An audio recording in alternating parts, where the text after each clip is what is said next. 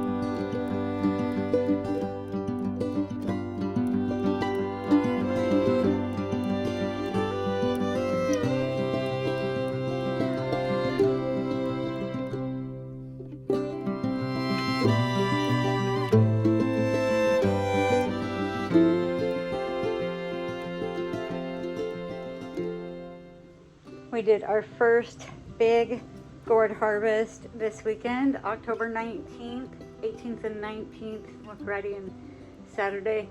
And this was the haul for those 2 days. Up here we have, what was it, 141 miniature gourds, one Luffa, and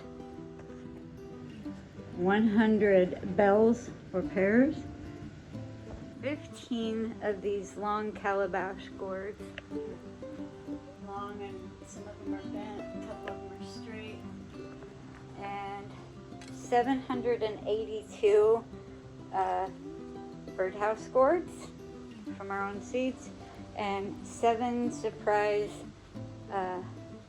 spotted swans. So that's what we got throughout this weekend for a grand total 1,046 gourds.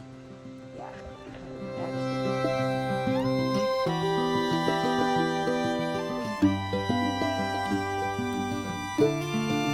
That's